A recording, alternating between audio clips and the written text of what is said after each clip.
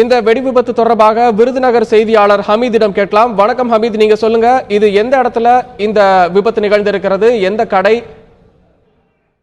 அதாவது தீபாவளி நெருங்கி வரதை முன்னிட்டு இப்போ சிவகாசி சுற்று வட்டாரங்கள்ல நிரந்தரமான கடைகள் மட்டுமின்றி தற்காலிகமான கடைகளுக்கும் அனுமதி வழங்கப்பட்டிருக்கு, உரிமை வழங்கப்பட்டிருக்கு.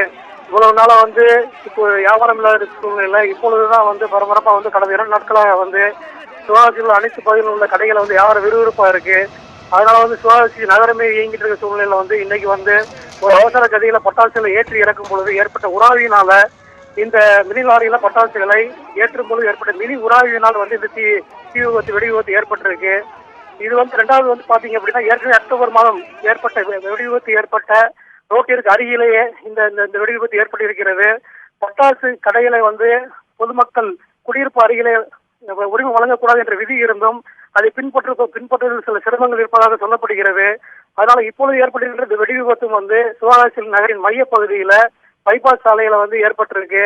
இந்த இதுல மெயினா பட்டாசுகள் ஏற்றிருக்கும் உராய்வினால இந்த வெடி விபத்து ஏற்பட்டிருக்கு. ஆனா இதுல அருகில் இருந்த பொதுமக்கள் பக்கத்துல இருந்த ஸ்கேனிங் சென்டர்ல இருந்து நோயாளிகளை பின்பக்கமாக வெளியேற்றி உதவி இருக்காங்க. அதனால பெருத்த உயிர் சேதம் தவிர்க்கப்பட்டிருக்கு. தொடர்ந்து சம்பவ இடத்திற்கு மாவட்ட ஆட்சித்தலைவர் விருந்து கொண்டிருக்காங்க. மாவட்ட எஸ்பி ராஜராஜன் ஸ்பாட்டுக்கு போயிருக்காங்க சொல்லிட்டு இருக்காங்க. வருவாய்த்துறையினரும் காவல்துறையினரும் சம்பவ இடத்திற்கு விரைந்து மீட்பு பணிகளை துரிதப்படுத்தி இருக்காங்க. திரு ஹமீத், இந்த மாதிரி பட்டாசு கடைகள்ல என்னென்ன விதிமுறைகள் இருக்கு? ஏன்னா இதுக்கு முந்தைய விபத்து நடந்தப்போ இதுக்கு மேல இந்த மாதிரி ஒரு விபத்து நடக்காம இருப்பதற்காக கட்டுப்பாடுகள் கடுமையாக்கப்படும் அப்படின்னு ஒரு தகவல் கிடைச்சிருந்தது. இந்த வகையில பட்டாசு வெடி விபத்து நடக்காமல் தடுக்கிறதுக்கான விதிமுறைகள் என்னென்ன இருக்கு, அதெல்லாம் முறையாக பின்பற்றப்படுகிறதா ஹமீத்? அதாவது பொதுவா நம்ம ஏற்கனவே நடந்த பட்டாசு விபத்துல அந்த பட்டாசு கடையில பட்டாசுக்கு தேவையான மூலப்பொருட்களை இருப்பு வச்சிருந்தாங்க. அதனால அந்த வெடி விபத்து மிகப்பெரிய சேதாரத்தை ஏற்படுத்துச்சு. ஆனா இப்பொழுது ஏற்பட்டிருக்கிற இந்த பட்டாசு கடை விபத்துல அந்த மாதிரி மூலப்பொருட்கள் ஸ்டாக் வச்சாதான் எந்த ஒரு தகவலும் இல்ல. அதனால சேதாரம் மிகவும் குறைவாக இருக்குன்னு சொல்லப்படுது.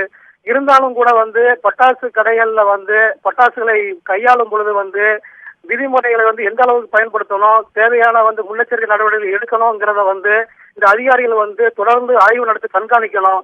ஆனா அவசர கதியில இந்த அதிகாரிகளுடைய மெத்தன போக்கே பட்டாசு கடைகள்லயும் சரி மற்ற நிறுவனங்கள் இதை விதி மீறல்களை தொடர்ந்து விதிமுறைகள் ஈடுபட்டுதான் இருக்காங்க.